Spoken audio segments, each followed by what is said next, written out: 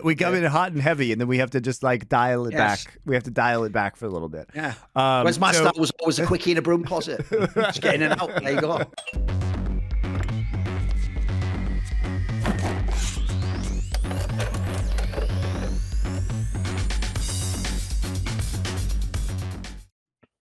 Welcome back to Foreplay. We are on the first episode of our Heist arc with Heat. It couldn't have been anything else but Heat with Thorin and Richard Lewis. It was inevitable that we got to this movie. We got to it actually faster than I thought we would, but this was an inevitability.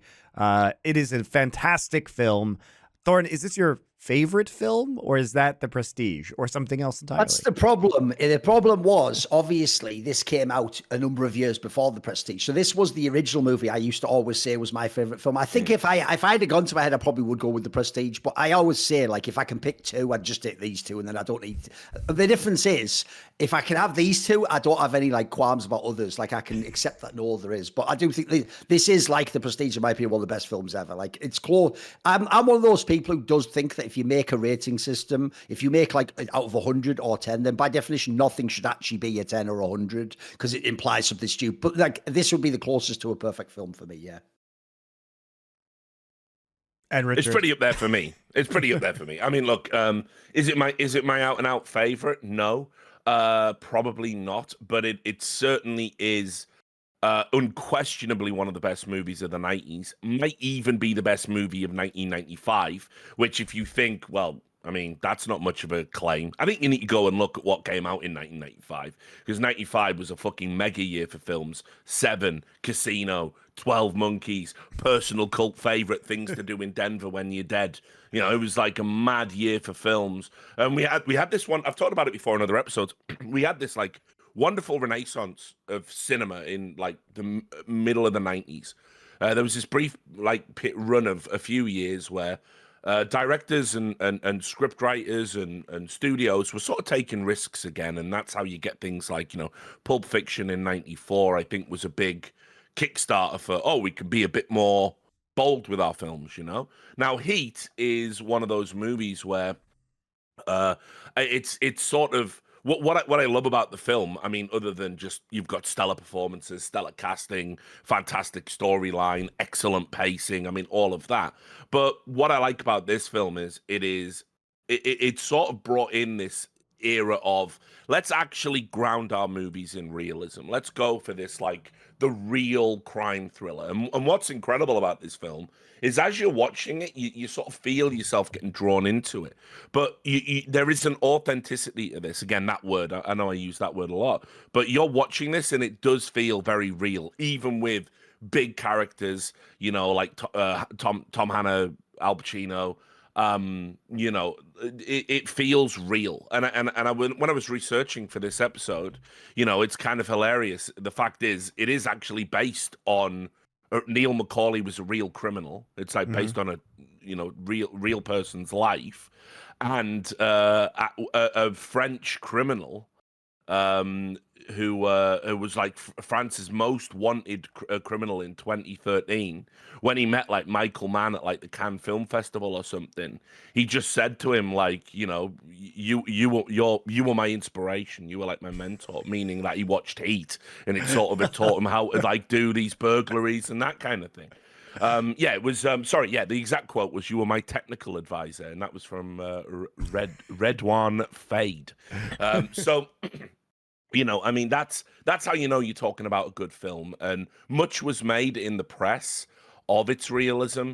You've got an incredible. By the way, obvious joke being, Richard, that when he said that to Michael Mann said to him, like, we should stop doing that, shouldn't you? You should stop taking down scores. And he said, listen, you do what you do best. You make movies. And I'll make scores. You know the quote, I'm paraphrasing. It's all good. Then don't take down scores.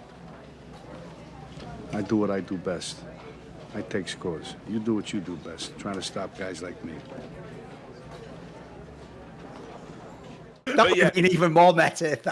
But that's what's interesting about the marketing of the movie. The movie was predominantly marketed on, you know, Al Pacino and Robert De Niro had this run of fantastic roles, that everybody knows about, just legendary runs of incredible films, Oscar-worthy material, and they'd only worked together in the loosest sense on The Godfather Part 2, and now you've got these two fantastic actors. They're working together. They've got scenes together. That was how they marketed it, and then they segued into, actually, it's super real. We've got this is a very real, gritty movie. Andy McNabb, former SAS member, did the shootout, stuff like this. So actually, the authenticity of the film was a huge selling point. And all the crime movies that have kind of come after it, all the procedurals that are super real, you don't get any of that without Heat. It's a super important film. By the way, the thing that Richard just hit there that is crazy, if you know the reference, is I can't actually believe that is real, that last detail, that Andy McNabb helped with some of the scenes. Because what I was also going to say was, if you know when this movie came out, so I also, obviously, I was still like a teenager when this film came out. When it came out, it almost was like a movie of its era. That was like the perfect time as well, because it is like the ultimate action movie of the 90s. Like, it meets all the sensibilities, it pushes some of them forwards, it sort of does revolutionize the genre, but also has callbacks to classic things. And the thing Richard said there, I was going to actually say, the funny thing is, this is an area actually where I don't put on any sort of airs and graces to pretend to be pretentious about films. Like, I'm not going to be one of those people like Maui Snake who will unironically tell you the best film ever is like an Italian silent film from 1938. It's like, go fuck yourself, Maui. What you mean is you liked that and you want me to think you think it's the best, but the real best film for you is probably Goodfellas, and you can't. So what my point is, normally if you actually see this movie, I actually think the reason why, by the way, this movie doesn't get to ever be at the top of those lists, you notice if you ever go watch that like AV Film Club, you'll never see this movie at the top of there. They'll never even be top 10. And that's the reason why, in my opinion, is because of what this movie represents, which is this movie was in the perfect Venn diagram of like basically sort of like dads in the 90s who like things like action films, cars, fucking guns, like the idea of like gritty crime. And the reason why it's perfect, Richard said Andy McNabb's there. If people don't know, in the UK, it's almost like a hilarious stereotype that the kind of man who read Andy McNabb's books, which basically were like based on true stories of what he did when he was in the SAS, Monty, but like clearly semi-fictionalized, because like essentially like he's also putting some like James Bond shit in there, mate, where like as well as doing all these like missions that, every time he fucking comes off the mission, like some woman sucking him off or something, like it's actually quite like the infantile fantasy basically of what it'd be like to be like a James Bond type soldier, right? So the joke is, it's literally on the nose that guy literally helped with like the stunts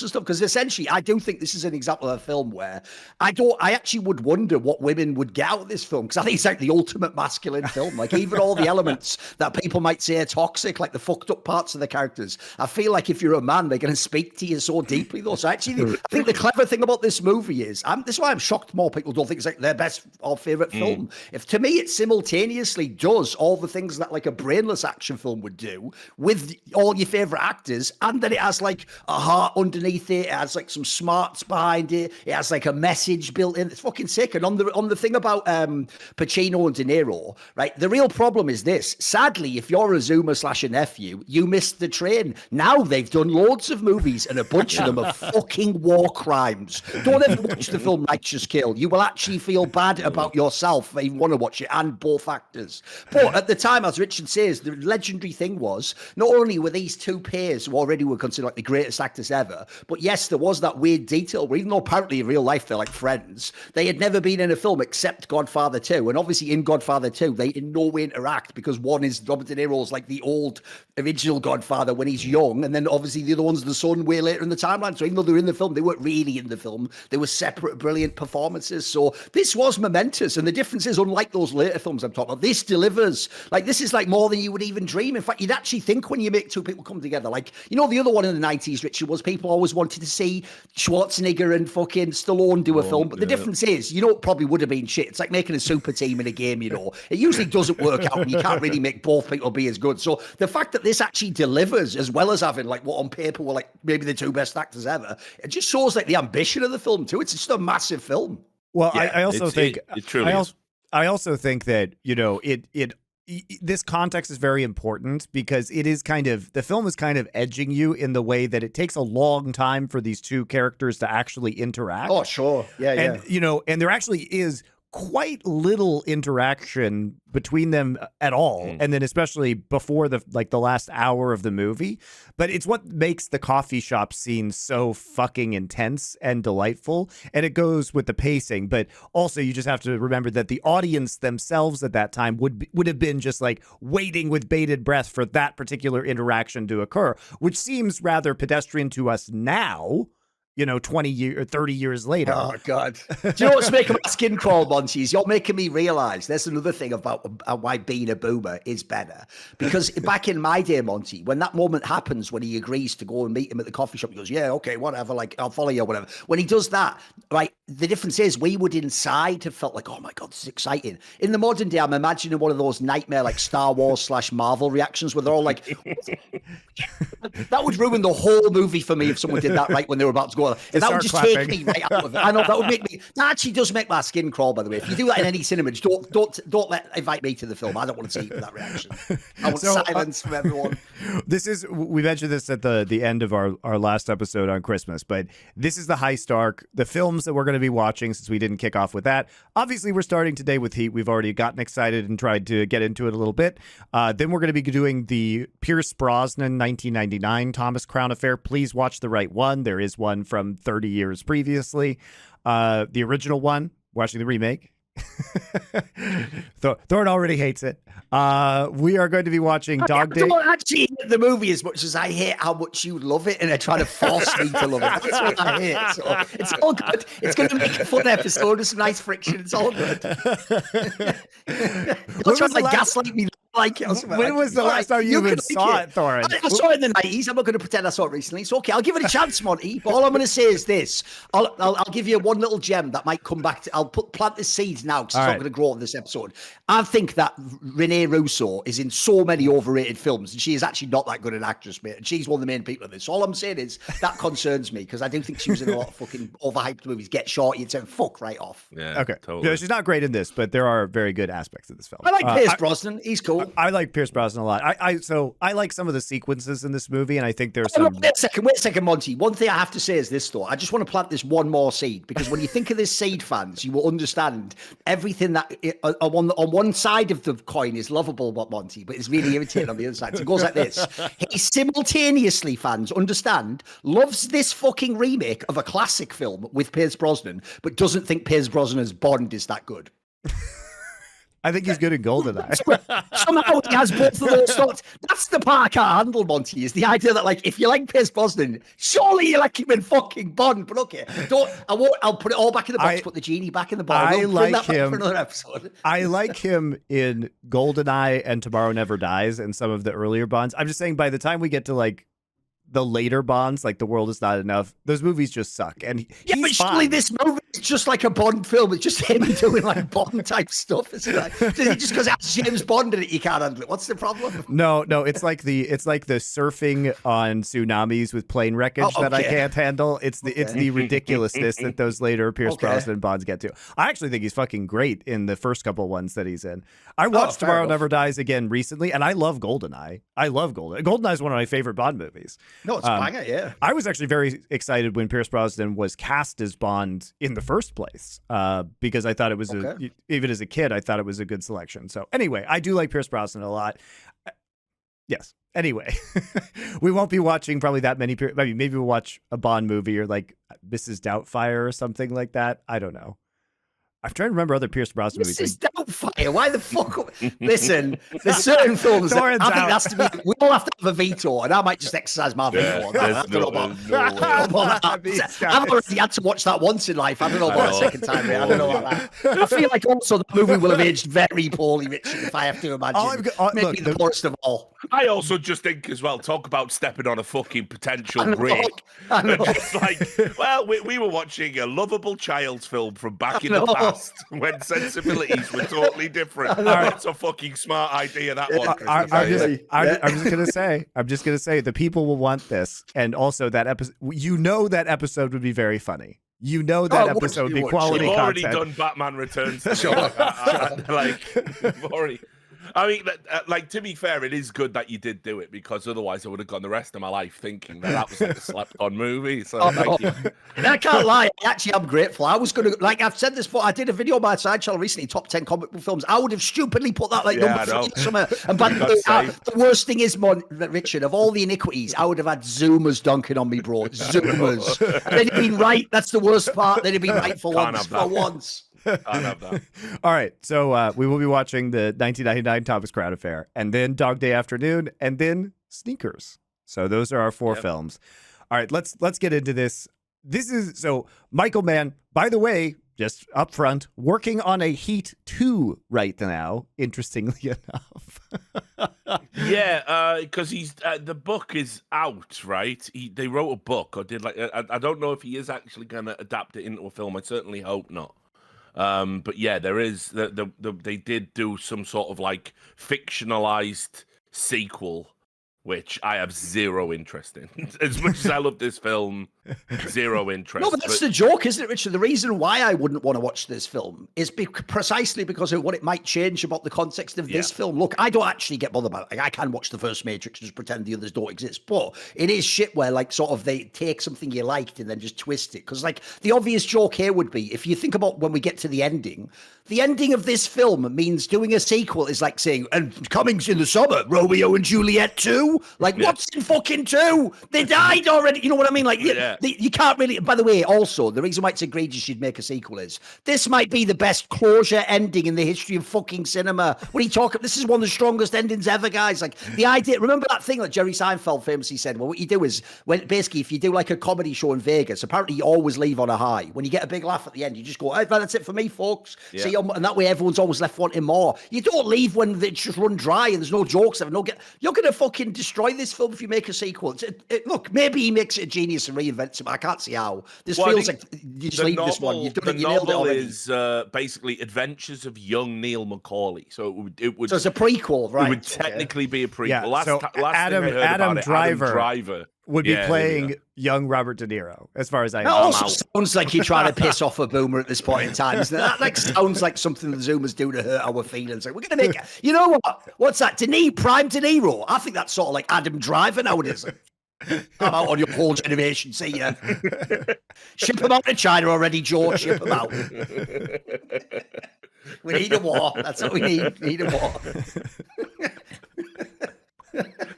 Wow. That's how much he loves hate people. I know, exactly. I'm actually willing to have World War III start with China just to let 8-2 come out, basically. And then you go, there's my sticks. I've drawn my line in the sand, I feel like. Listen, Richard, all you need to know is my feelings about going to the cinema to see a second Heat is I'm never going back.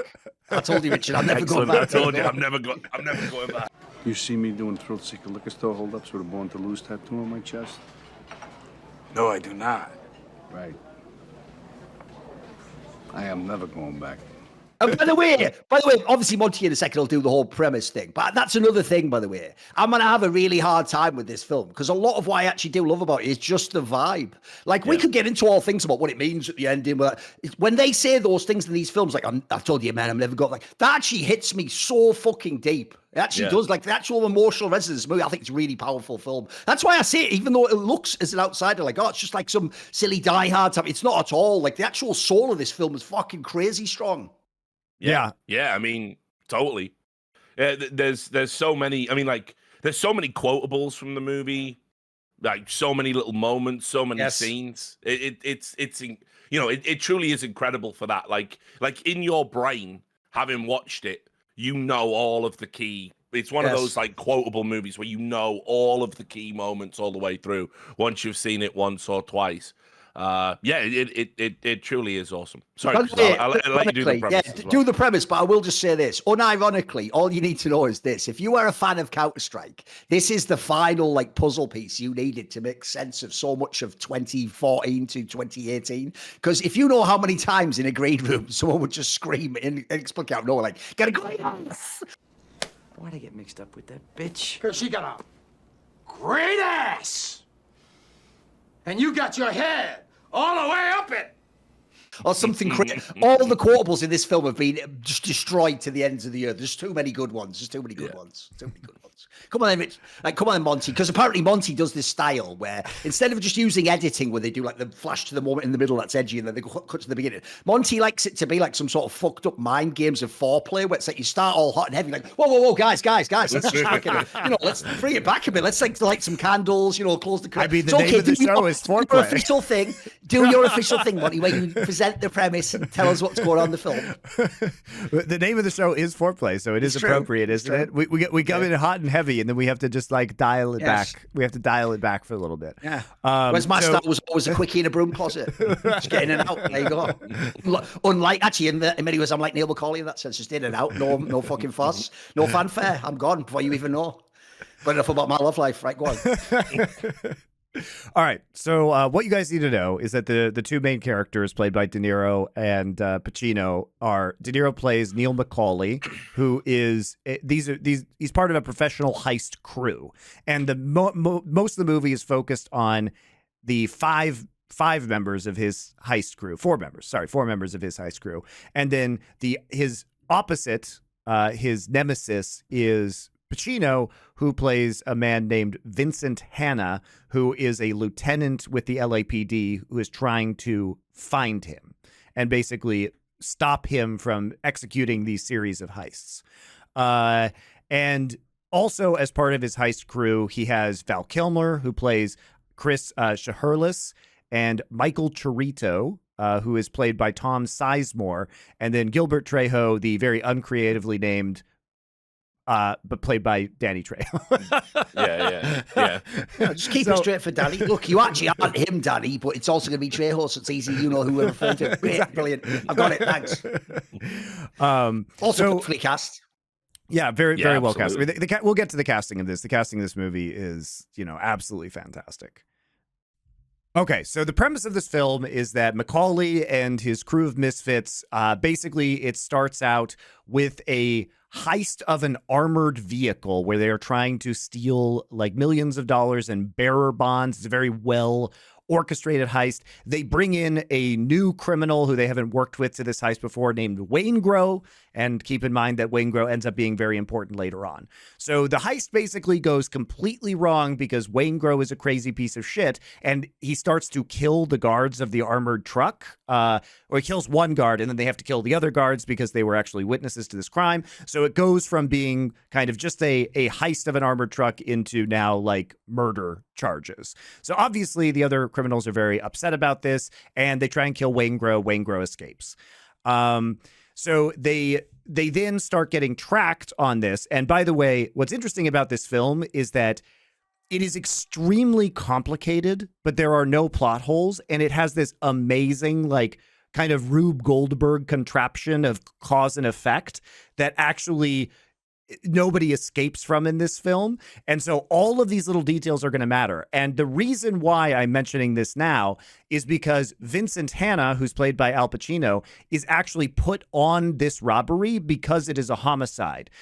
Implying, because he's a homicide detective, implying that if there hadn't been a murder that Waingro had done, then Vincent Hanna would not have been put on this case. And it's actually Vincent Hanna that eventually catches them. So they probably would not have been caught, is the implication, had this murder like not occurred from Waingro. So that's very interesting. And there are all these little things that all add up to quite a bit at the end of the film. So basically, these bearer bonds were stolen from a lawyer named Roger Van Zant, who engages in money laundering.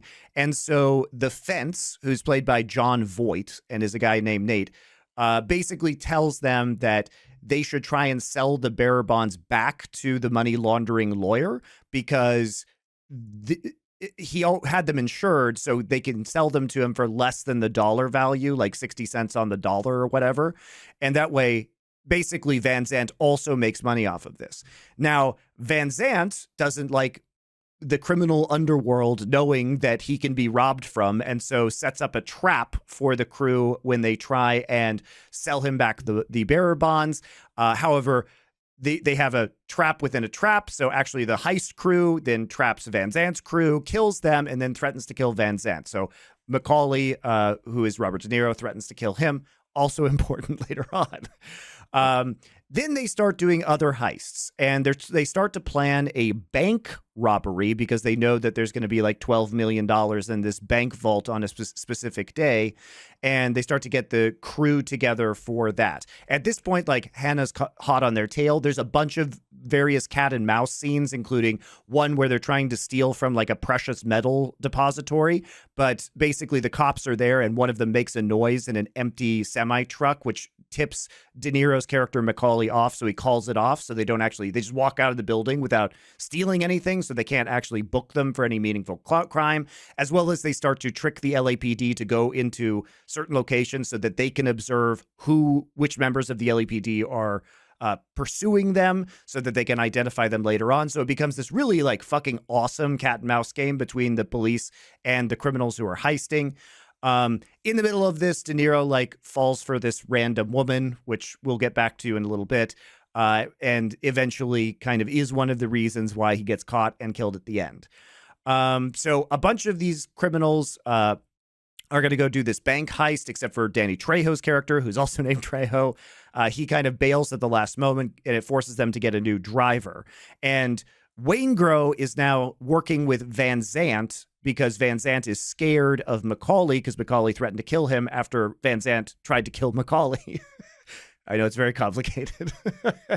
And so Waingro goes to Van Zandt and says, hey, I can help you find these guys. And so then Van Zandt is trying to kill them. Waingro goes and basically kills Trejo's wife and then tortures Trejo for information about the bank robbery that they're doing, which then Van Zandt bodyguard ends up giving to the police. So the police end up showing up at the bank robbery when they're not supposed to be there. This ends up with a giant shootout in downtown Los Angeles, and several of the characters escape, and then they are trying to kind of go their separate ways and go to ground.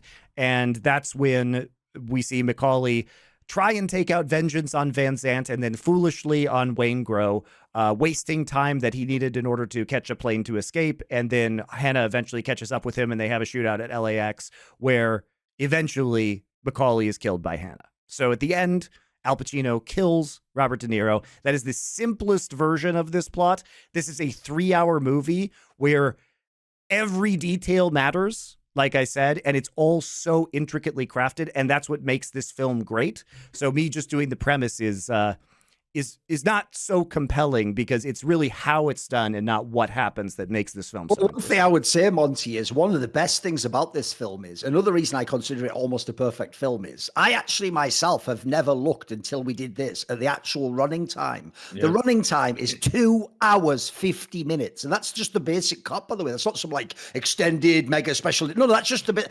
I would never have guessed that. Like, I knew it was longer than a normal film, but I would have thought like 2 hours or something. It doesn't drag at all. The pacing's awesome. And everything Monty's saying there, which sounds, when you write it down like that, like a super complicated film noir plot, is actually very intuitive in the film. It doesn't have scenes of exposition. There aren't people standing there going like in a normal movie, like, and the heist will start by we come in through the top. You know, those scenes and everything. They don't do that, actually. Somehow they make the story just unfold, where the characters and their dialogue is so interesting that you already get a sense of what's going on, and then you can just infer from the actual scenes. Like, one thing about this film that you nailed as well, Monty, is this isn't about one heist. It's about people who do heists and people who stop people doing heists. So as a result, they use all the heists in the film as a way of doing the exposition. So if people have never seen the film Ender's Game, which copies from the book, the reason why that film isn't very good is in the book, he has all these different battles that sort of teach him things about leadership and battle tactics and what you do.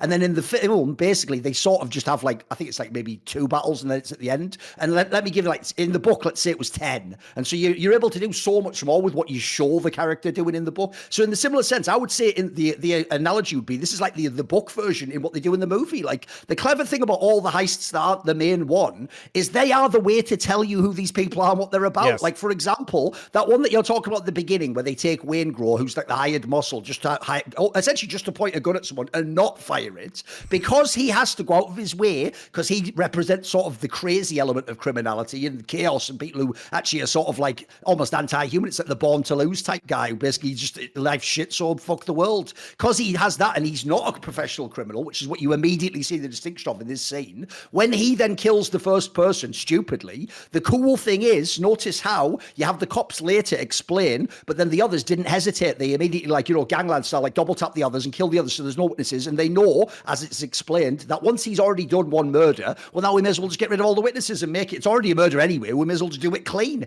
And so the clever part about that is that immediately shows you the difference between a random criminal who does things for thrills like Waingro and a professional crew, and that he is not part of theirs. Similarly, I would say, like that scene you're talking about with they're going into the jewel place, that is the ultimate literal example that at that point in the film, the Neil McCauley character does follow his sort of criminal code, which is obviously that his mentor told him, if you ever see the heat around the corner, hence the name of the movie, you just leave. You're 30 seconds, you've got to be gone, and you have to have no trace. You've got to leave everything behind you. And that's basically, because obviously the central part of that character, Neil McCauley, is this notion that unlike criminals that get institutionalized and have to go back to prison, he's the guy who will never go back to prison. That was actually sort of the line in the sand for him. And so because of this, that heist, Monty, shows it, because in this heist, realistically, they might get away with it still. It's possible. It's not, but because he just has like a flicker that tells him something's wrong, he really is willing to walk away from like a massive thing. You notice they even intentionally make other members of his crew, like the one who does the gambler, like Chris, he's obviously up for it all the time, isn't he? Because he is a gambler and he just wants the money. So to me, the clever thing is the heists aren't just so that, like, because Michael Mann had a big ego and he wanted to do loads of different scenes and no, he actually uses that, funnily enough, the central action scenes as a storytelling format and sort of showing characterization. I actually think it's very brilliant when you look into it. Like, you can't, like I say, you can take it on the face value, or I think like it's actually like the intuitive storytelling format. I think is very clever. Well, let me tell you just about the first part of this movie, to your point, Duncan, because like I think that one of the things that this movie is just magnificent in is showing characters like from a direction and writing standpoint. And Michael Mann both wrote and directed this film. But think about how they introduced the character of Waingro at the start of this movie, where he's like at a convenience store or a fast food place, and he's going up for a refill of his drink, right? And he has this like greasy long hair, like he looks gross, first off. And so he comes up and he's like, can I get a refill? And just it starts in medias res, because like you don't know what has been going on at that point in time. And so he's already eaten his food. But when he hands the cup over to the cashier, they kind of give him like a disgusted or eye roll look, as if he's kind of already been a problem. You know what I mean? Within the establishment that he's in. And so then he just kind of leaves kind of without picking up his refill to get in the truck. Even he's a douchebag and he just got a refill for no reason, isn't it? Like, exactly. That's even planted at the beginning of the movie. Yeah. So it's like you can tell from the reaction of the person who's refilling his drink that they've already had some sort of problem with him. And then he just kind of pieces out immediately to get into this truck. And then he's instantly kind of like begging for attention from Tom Sizemore's character, who's driving the truck, being like, hey, I hear you guys do a lot of I hear you guys do a lot of jobs together, and like, well, if we ever need me. And remember, they've never worked with this guy before, so obviously the professional criminals are like, just hold your horses there, like, let's see how this goes. So he kind of brushes him off, and you can see in that moment, because Waingro starts to get very kind of pissed about what's happening, that he's not being recognized. Real tight crew, huh? Real tight. Yeah, this works good. I'd consider going again, Yeah, stop talking, okay, Snake? And you find out later that this guy is in fact a serial killer and is like murdering women on the side, which kind of comes full circle with, how he kills Trejo's wife when he's interrogating her. And he's just shown to be a real monster by the end of the film. But you wouldn't know that. And I think what's so good about this aspect is that it goes to show that in the criminal underworld, you can't fully know who you're dealing with. Everybody has different priorities and different reasons why they are engaging in these criminal practices. And that's very clear across all the characters in this movie. And not only are they engaging in, dangerous heists, but the people they are working with might also be legitimate psychopaths, right? And so are a danger to them in multiple ways, which Waingro obviously is, because he's the one who kind of starts the ball rolling on the Rube Goldberg contraction that eventually gets McCauley killed. Yeah, I mean, like, what's great is sort of the characterization, because to sort of make Neil McCauley look like an outlier and Vincent Hanna to look like an outlier, they sort of surround them with characters that contrast against, their critical character components. So, for example, Waingro is a piece of shit attention seeker who enjoys violence and kills women prostitutes for fun, right? And so, you contrast that with Neil McCauley, a man who, right up until, kind of partway through the movie, doesn't even have a partner, doesn't have a girlfriend, doesn't have kids, just pottering around alone in his big beach front house, waiting for scores to come down the fucking mojo wire through Nate. He lives like a monk, he's an ascetic. He doesn't have furniture. Yeah, exactly. like it's so cold and sterile. His house. He just doesn't. Nothing about him is excess. It's exactly as he says. He lives the life. He's been inside. He ain't going back. No mistakes. But then you look at his crew. And, you got Tom Sizemore in there. By the way, he's fucking great in it. Brilliant casting in this one, isn't it? Yeah. You got Tom Sizemore in there as the enforcer who, when they have the chance to walk away from the score because they know the police are coming, he just says, well, for me, the action is the juice. He doesn't even care about the money. Doesn't even care about the money. Yep. He is willing to risk it all just for the fucking thrill. Well, when Al Pacino and Robert De Niro are sat in the cafe and they're talking to each other, Neil McCauley says, "Do you see me doing, thrill liquor store robberies with Born to Lose tattooed on my chest?" And Tom Sizemore does do those things, and yet he's in McCauley's crew. And you got Trejo, the getaway driver, who sort of, they don't really give him too much backstory. But I mean, obviously, Danny Trejo himself was cartel adjacent, let's say, in real life, and has been in prison and has been a drug addict. And so obviously there's a very real authenticity when you cast him. So I guess given the fact that his surname is the same, let's just say his real life happened to the character in the movie, because why the fuck not? And then obviously, you've got Val Kilmer. Val Kilmer, again, a stark contrast to Neil McCauley. He's got the wife, he's got the kids, he's got the big house. It's all falling apart around him. He's a fucking gambling junkie. He can't, all the money he makes goes onto the fucking tables. And it's causing all this friction, which is causing him not to be able to focus on these jobs. I always felt with Val Kilmer's character, it's almost like he wouldn't care if he took a bullet to the head, because he's so fucking stressed out. And that's why he's like, yeah, you know what? I'm down. Whatever you want to do, Neil. Let's go fucking take a score. Get me out the house. Yeah, he's also caught in an obsession with his wife, right? And so he himself is in this, he's in this vicious cycle, because he can't stop himself from gambling, so he doesn't have money. So his wife, Charlene, who's played by Ashley Judd, is trying to leave him. She's also great in this. Yeah, and she's having an affair on the side with Hank Azaria, which is hilarious and random. Why is it him? Why you've got Val Kilmer, exactly. Val Kilmer, and you're cheating him on his area, Yes, Richard Lewis. The least believable part of this movie is that a woman would cheat on Val Kilmer with Hank Azaria.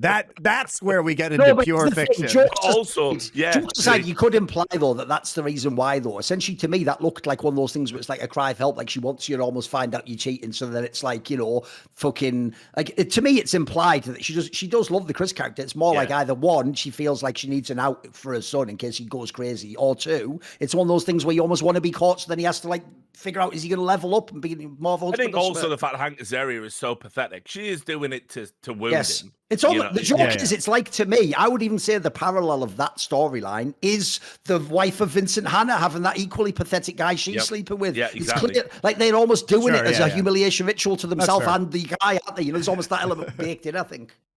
So yeah, completely.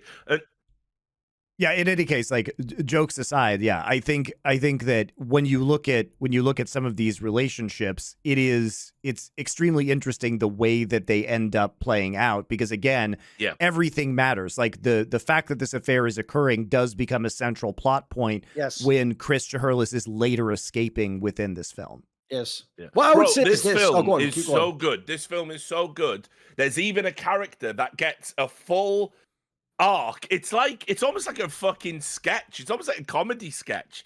Because when Danny Trejo has to bail because he's being tailed by the police, and they Robert De Niro bumps into Dennis Haysbert, who's a ex-con that he obviously knew from, either previous gigs or when he was inside, and he's working on the grill in a shit greasy spoon cafe, where basically, because he's an ex-con, the boss is like, look, we're employing you, but I take half your pay and you do all the shit jobs on top of the thing we're paying you to do. And he's just getting absolutely wrecked. And he's talking to like a female friend or maybe an ex-partner, and they're all talking and going back and forth. And he's like, look, I'm trying real hard, but like I did more time for what I did than what this motherfucker does, and he's doing it to me every day. And she's going, just hang in there, it'll all be good. Anyway, Robert De Niro walks in. Yeah, we need a getaway driver, and he's so fucked off. He just goes, yeah, fuck it, I'm in, let's do it. And of course, immediately gets shot in the head in the fucking heist and just killed. And you're just like, what? This guy, like, it's mad touching, isn't it? Yeah, it's so touching. sad. Yes. And you've only known this dude 5 minutes, but the way the script, it tells his entire story. Yes. You know this guy's life. You know what he's going through. You know why he's tempted back to crime. And just in that little arc, which, by the way, total screen time, including his corpse, probably about 8 minutes or something. But what it says something incredibly profound about recidivism. It's like that's how good the movie is. Like I don't know what else to say. That's even something I would say about this film. It's funny that stupid guy came up to Michael Mann, because if I'm a Michael Mann, I'd just say, you are aware this film doesn't in any way glamorize crime, you fucking moron. In fact, one of the things I was going to say also that's didactic about this film that it teaches you is the reality of every level of being a criminal. Like, first of all, the driver guy who Richard just talked about. The mad thing about that actor, by the way, is no one knows that actor's name, but you've seen him in a million movies. His problem is there was 3 people, they're all the same. Ving Rhames and fucking Michael Clarke. For some reason in your brain, you can forget and think it's the other one that's in the film. So sadly, this guy's name's not that. No, you'll definitely know him the second you see him. Well, I mean, he does a great job. He got to play the president in 24. Dennis Haysbert. So I forgot about that. Yeah. That's what I mean. He has one of the most slept-on movie careers of all time. Probably. So basically, as Richard says, he shows the reality that even the criminal who attempts to reform but was a hardened criminal, because then essentially there's a societal stigma against them, you could say justifiably so, then unfortunately it's going to be even harder for them to go straight, which, as you see here, essentially he almost has a relapse like a drug addict would. He reaches a trigger point of stress, and then someone offers him a way back out into his old life, and he takes it, and what is his consequence? He dies, even though actually it's implied that he's like that close to sort of making it for real. Like, you see that girlfriend angle that tears you apart when you hear all that, when she says about how she's proud of him and all that. Then, so there's just the driver guy. Then you have De Niro, who initially, by the way, it seems like every autistic person, you're going to think the first half of this movie, like, it's me, for real. Like, you better hope it isn't, by the way, because this character is tragically unhappy, and you can see his only purpose in life is this bizarre criminal code, not being in prison and taking down scores. That is the only thing he lives for. But you can see he's not happy, because here's the problem. What he gives off is his persona of this super cool, impossible, like, calculated. The reason you know that isn't the case is because of the human connections he has with people like the Chris character. Like you're saying, Richard, if you actually think about his code, he should never associate with the Chris guy who's a mad gambler and the Tom Sizemore guy who's telling you, I'm actually here just for like gun shootouts and crazy like thrills. Like, that's the opposite of what he represents. But he needs connection. The joke is, there's another thing you see in this film. Even though these main guys, the main 2 guys, are essentially driven to isolation, then they just make a family of the fucking crews they have around them. The cops. That's why they do that mirror scene with the cops all having a dinner. You do a purpose what? But you show that both of them, the main guys, again, are outliers. They have to to leave. They can't be part of that. They can only be part of it. So there's the main characters. By the way, Pacino, who remember should be the hero in a classic movie, they show that his life is complete shit. His whole marriage is constantly falling apart. By the way, he does, if you don't notice, guys, here's the real crazy punchline of this movie. There is no happy ending for Pacino, and he doesn't die. That's the maddest part. His life just continues like this, and it's this mad tragedy that essentially, like, at least De Niro has his out. And De Niro, obviously, as well as being lonely alone, has a fantasy dream of what he would like to happen to go away to this place. But as we'll get to later, that can't happen in a film like this. It would even be a travesty to writing to let a character like that have a happy ending. Well, you're not supposed to. And then I'll throw in the other ones. The Tom Sizemore guy who's just in it for the thrills. Spoiler, he just dies in the middle of a big firefight. That's actually what was always going to happen to him if you think about his character. The Val Kilmer character gambles in every sense, and so was always eventually going to get caught out and lose. Or in this case, the joke is he gambles and just loses his family. The one thing he actually wanted. That's what's so genius about this movie. Nobody, even though they all have different motivations and outcomes, nobody gets what they want. Nobody. By the way, it's even implied at the end, Pacino doesn't want to have to kill this character. He actually is him. He almost wishes this fucker did just go to that airport and get away clean, and that would have sort of, in some ways, for him, been a better result. So what I hope people understand to bring it back is this in no way glamorizes crime. It actually shows you that crime never pays. Do you know that famous thing I'll very briefly reference, which is when they've actually done studies of how much you make versus how much prison time versus how much opportunity cost for not. If you ever look it up, it's really sad, Monty. Most criminals essentially work for like minimum wage or something mental, if you ever calculate it all, like all the downside. So the joke of this movie, and I'll tie this in as the last detail, is the only criminal this movie implies can get away with it, and this is why it's perfect, is the high-level white-collar criminal, and here's why. Because one, he was offered in this movie, he is Van Sant, the chance to do nothing and make loads of money, that they're always but his stupid, the only reason he doesn't get away with it is that's the unrealistic one. His stupid hubris of being like, you can't steal from me, gets him fucked, and everyone, if he'd just accepted that money, by the way, and just bought the bonds back, he got away with it all completely, and he never went outside. So if anything, I think that's the other thing. This movie is like, it's almost like it's almost like it's trying to slice through all of society and show you all types of criminal and how I think it's a brilliant movie, man. I think it's brilliant. It's like also a Bible of crime. Yeah, it's great. And it reminds me in some ways of The Wire, which explored very similar themes on a kind of longer timeline, which is also, by the way, there's reasons why The Wire is considered potentially the greatest television show I think it's the greatest TV show of all time. Other people think otherwise. So yeah, it's very similar to The Wire in that case. But also with Van Sant, I think it's funny because he gets pissed that somebody's stealing from him, even though what people stole was insured. So wouldn't he want people to steal from him because he would just continue to make money? Like, anyway, whatever.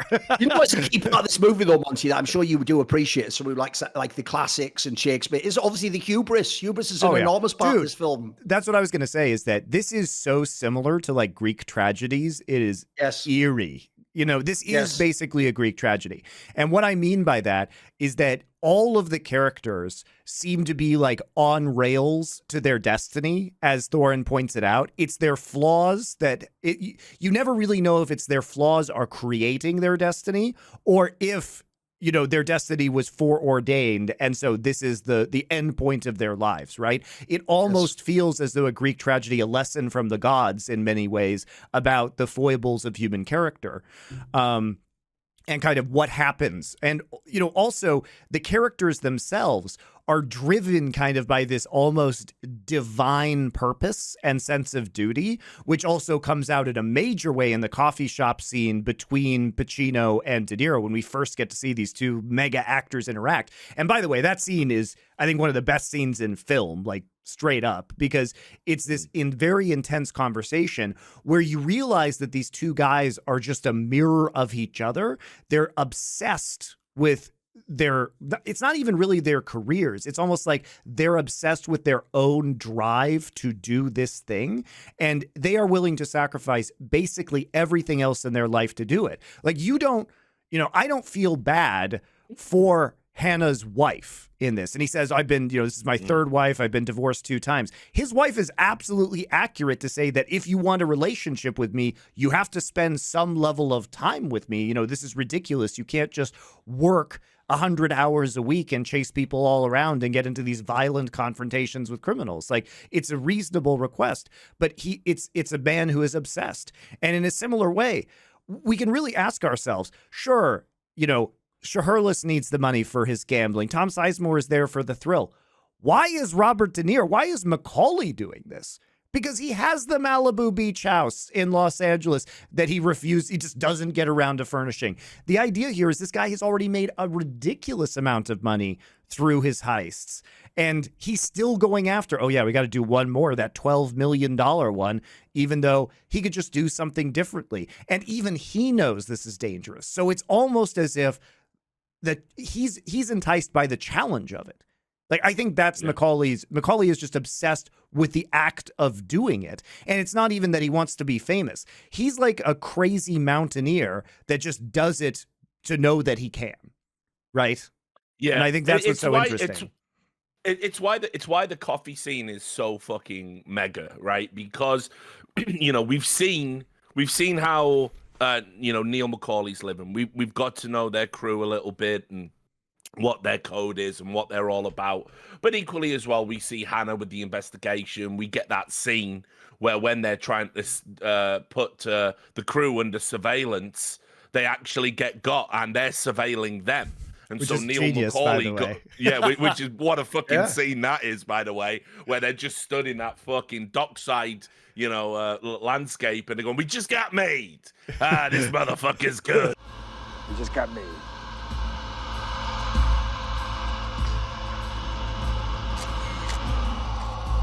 Okay, motherfucker. And he's like up there. Made for fucking Pacino one-liners too. There's so many quotables. I know. Yeah. So anyway, it means these guys are good. Yeah. So Neil McCauley literally goes and gets intel on the police that are investigating him. So the parallels between them, and then it comes together in this scene, and it's said explicitly. I took the quote out because it's so good, where he goes, he asks Robert De Niro, he goes, "Did you ever want a regular type life?" And he says, "Well, what the fuck is that? Barbecues and ball games?" So you never wanted a regular type life? The fuck is that? Barbecues and ball games? Yeah. And he says it like in a super derisory fashion. Whereas that is a regular type life. Yeah. That is what most people would want. Barbecues, ball games with your family, whatever it is.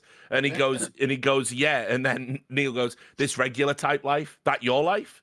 And he goes, "Oh, my life, no, my life. No, my life's a disaster zone. I got a stepdaughter so fucked up because her real father's this large type asshole. I got a wife. We're passing each other on the downslope of a marriage. My third, because I spend all my time chasing guys like you around the block. That's my life." And so right there in that quote, oh yeah, he is so addicted or obsessed or however you want to frame it at catching the bad guys because he feels some sort of obligation, towards the citizenry, to the dead. Yeah, absolutely. Because in the same coffee scene later on, he talks about his recurring dream where all the murder victims he ever worked with sat around a table judging him. I have this recurring dream. I'm sitting at this big banquet table, and all the victims of all the murders I ever worked are sitting at this table, and they're staring at me with these black eyeballs. And so he is compelled by this guilt or whatever it is to go after the bad guys. He can't have anything either. Yes. Neil McCauley can't because he's got to walk away from it. If the heat's around the corner, he's got to be gone in 30 seconds, no attachments. But equally, Hanna can't have any of these things, despite him trying, because I think deep down he wants these things. There's a natural urge in all of us to want these things. But he can't have it because of his own code. These are two men trapped into tragedy by their codes, their respective codes. It's also that it takes a man like Hanna to catch a man like McCauley. I think that's the implication too. Because if you're foil, the only one who could. If you're the criminal who can spend all of your time and the stakes are so high, so you will obsessively try and avoid capture, you need somebody who is equally obsessed with trying to catch you, right? Like you can't just have the guy who's punching in a 9 to 5 trying to catch McCauley. It takes somebody who is just myopic, in order to accomplish this goal. 3 marriages, what the fuck do you think that means? He likes staying home? Means the man is one of those guys out there, prowling around all night dedicated. With with this guy this much heat, you should pass. So it's almost as though Hanna is not allowed to have a life because society demands that he not have one to catch McCauley, if that makes sense, right? Well, this is actually a classic trope in cinema here, Monty, which is, I always say this, which is the reason why, in my opinion, certain types of film and TV are actually to sort of like program you to think about that type of job in real life. It's like, spoiler, why do you think there are a million shows where there's a hero lawyer who isn't the scumbag just doing it for money lying? He's actually just trying to find the truth and get the right people. Because that doesn't exist. Like, if that existed, you wouldn't make movies. It wouldn't be a fantastical idea. It's a fantastical idea, but it's to make you think like, maybe I shouldn't judge lawyers. They always do this with the hero cop, but notice what they always signal, which is that he's not actually, by the way, what you might initially seem, which is just a decorated member of the police force, is just doing his job. No, like every hero cop, he's going above and beyond. By the way, that tactical crew tells him, let me just arrest these people now. His whole thing's like, no, but I must catch this guy in my code in a certain way and a bigger crap. So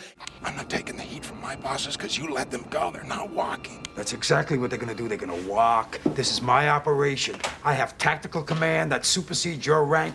They will walk away, and you will let them. Fuck!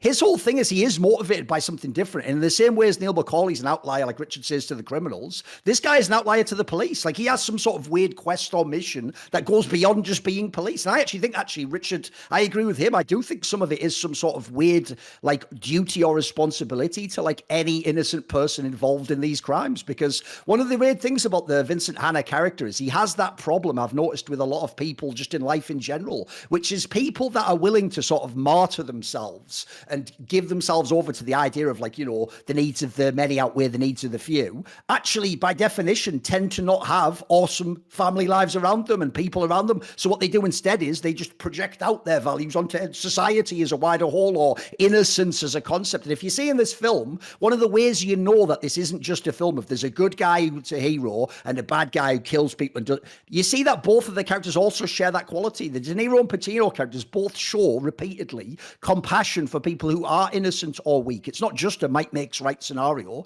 Like Pacino, obviously, with like the mother of that like murdered prostitute early on. There's obviously all the shit with the step.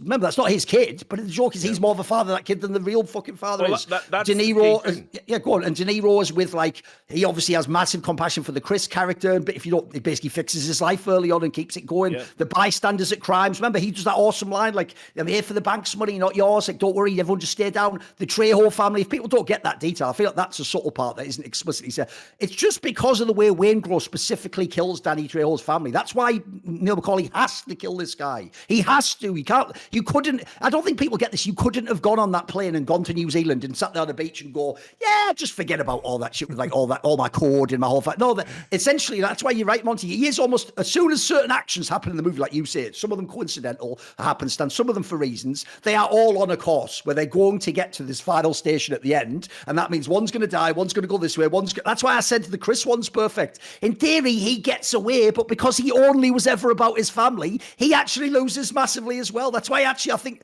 it's like I say, it's Shakespearean, but the genius of the tragedy is, even though I sort of hate the sentiment of what's happened, like I don't want them to die or lose in this way, it's one of those ones where as an adult, you know, it would be worse if you gave it the happy ending. Totally. It would actually ruin and suck out all the meaning of the movie. The essential component to kind of like the arcs that the main characters go on, I think, is you see this out of place empathy that they have. Like Neil McCauley's empathy towards, you know, Trejo, his wife Anna, who was obviously tortured to death.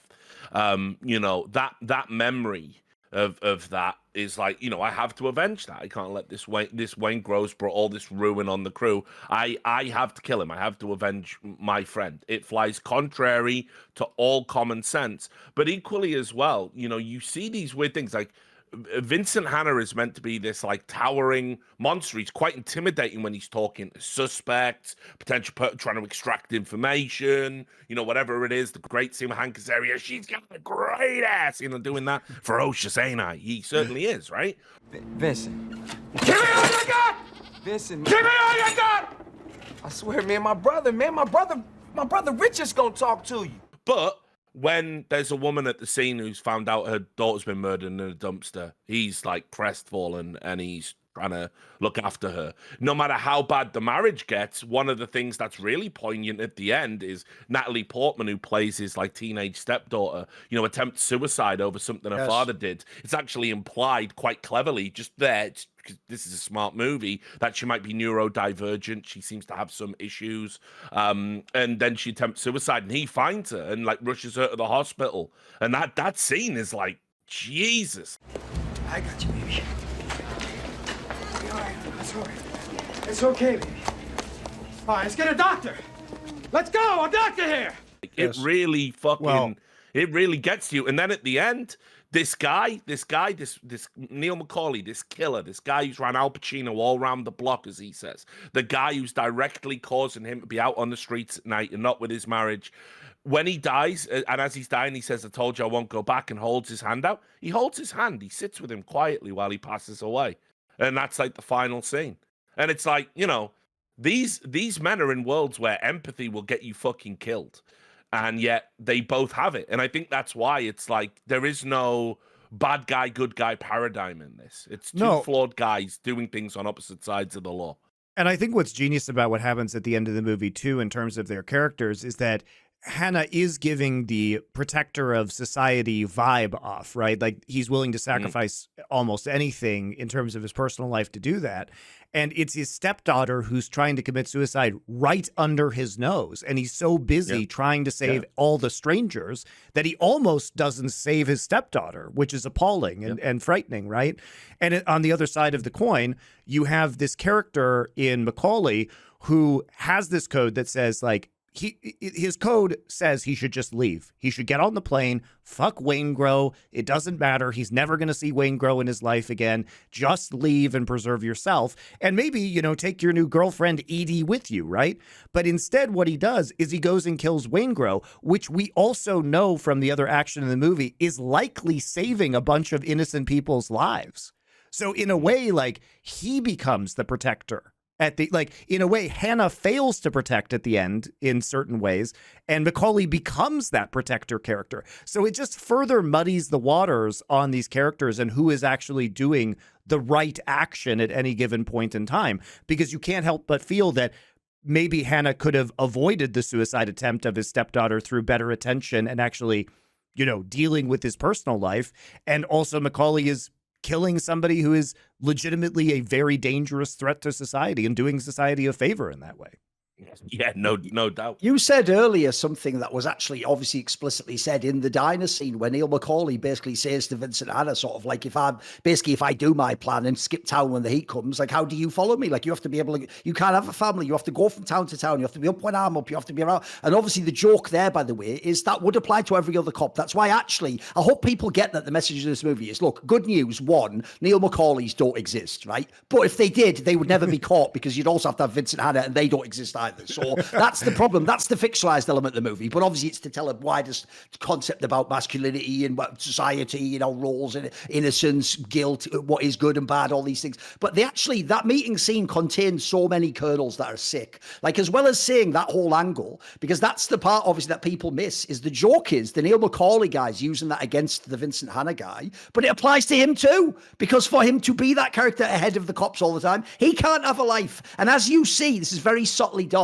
When they do that scene where it's mirroring, the cops are all having their celebration dinner and all vibes, and the criminals are having theirs. It even looks like it could have been the same restaurant guys. It looks like the same exact setup mirrored.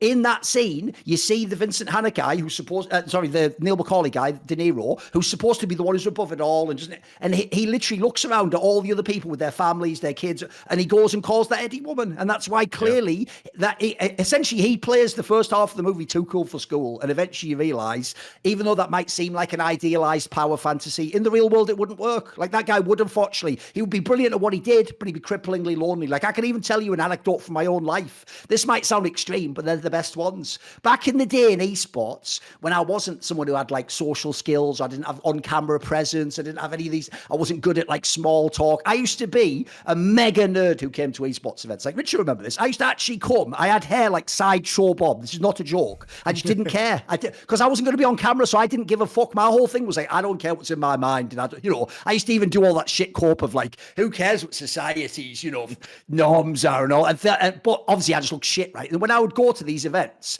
if I ever had a rival, another journalist, another content creator, I even used to just think when I would see, my favorite moment is the moment when I realize they're sort of a normie.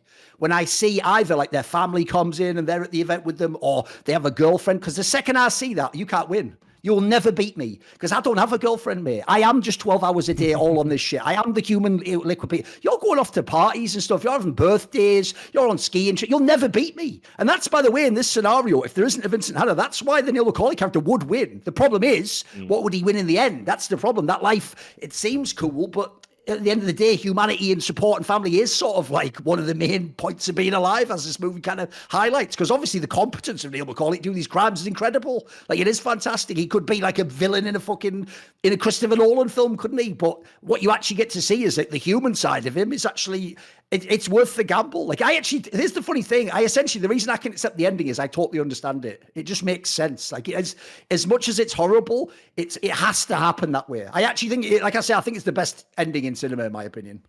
And also, just before HLTV wreck you, Duncan, I do want to stipulate that was then. It's all different now. Oh, of course, yes, it is. Yeah. Well, but we won't go to that. And then the other thing to say is, obviously, in that meeting scene, the dialogue we have to mention is obviously they do. Remember, it is about halfway through the film. They do overtly set up what makes the ending and all the rest of it make sense, which is that scene where he basically says, like, "I am never going back." And then they have that line where they both essentially acknowledge, this is why you can't do that thing that other people do of sort of like, oh, and they're just like lost in the world. No, they all have a total purpose. It's just not a normal purpose. Like, remember, he says, I don't know how to do anything else. The other one goes, neither do I. And he goes, and I don't much want to. And then he goes, neither do I. And then they literally laugh with like a knowing look of sort of like, yeah, we are just sort of fucking nutters on this like death spiral trapped with each other. They also sort of get that. They sort of understand it. It's essentially, it is sort of a Batman Joker dynamic of sort of like, actually, we are the only ones who understand each other, and we are just locked in some fucking mad death spiral. One of us is going to end up dead in it.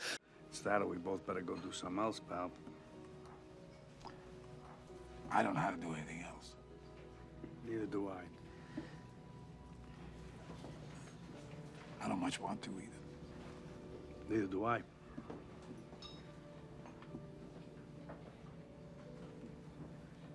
But even that does show the compassion, because remember, this is why it makes sense to me, right? So the reason Vincent Hanna will have to kill this character is because, as he says, look, I might vibe with you personally, but to do your job, you are going to kill innocent cops, basically, people who are from my world. So to protect them, I'll have to supersede the fact I like you and admire you and kill you and put you down. And then obviously the Neil McCauley character, it's implied as well, well, if you put me in that situation, but also his crew and his people. Hence why I say I don't think people get that. It isn't just that, like, he's pissed off with the Wayne character. It really is like the fact that like someone close to him's being murdered. Like that essentially by the end, he chooses almost potentially certain death to get, not even to save, to get revenge on someone who betrayed someone who he was close to. And in doing so, violate all of his code and burn his out. That is actually such an insanely momentous choice he makes at the end there. Because what's obviously genius is they obviously intentionally set that scene up where he gets spotted while he looks. They literally set up the 30 seconds heat round the corner, guys. They set it up so he stood there. He looks to the side. Vincent Hanna's coming around. The heat is literally coming around the corner. He looks to the other side. The woman's in the car. She represents the getaway. If you just leave now, it's all okay. And then obviously he like runs, doesn't he? And then like... it is actually so brilliant, the foreshadowing in this film, the callbacks. As you say, Monty, almost every detail really is a Chekhov's gun moment where it will in some way be used or actually change the course of a character's trajectory. It's actually incredible the way it all ties in my opinion. Yeah, I think as well, you know, look, everyone having a sort of tragic arc in this film is again, is essential to it. And that's one of the overall satisfying things about it, is the sense that they don't leave anything out. Everybody's story is taken to completion. Like, sure, we don't know what happens to Val Kilmer's character afterwards, but again, the reason he's able to get away is that the wife who he's been arguing with the entire time, Ashley Judd, as I said, she's great in this film, really good foil. The arguments feel very fucking real and believable. You know, she wants him out of the life. and has been cheating on him, and the police are there, and all she has to do is let him come home, and he's gonna get arrested. He's gonna go to prison. She's gonna get out of the shit she was involved in, and she can go and be with Hank Azaria or anyone else, whoever she wants. But she loves him too much, and in the last moment, she gives him a signal out the window. It's so beautiful, isn't it? That's such a fucking touching moment as well. Yeah, exactly. And he gets away, but he gets away at what cost? When can he ever go home? When can he ever see his family again? He's realized in that moment that actually, you know, the woman he's been arguing with the entire time, she does love him in such a deeply profound way. She wouldn't rat him out even to improve her own life. So he just drives off into the night. But that is still a very successful, you know, conclusion. Tom Sizemore's character, you know, he is the fucking guy. He's the party guy. I mean, he is Tom Sizemore. This is what I mean about perfect casting. If you know about Tom Sizemore in the 90s, obviously Tom Sizemore, notorious, you know, he had that sex tape leak where it's just him like eating ass for like fucking half an hour. He was on cocaine, drugs. I mean, about his independent movie career.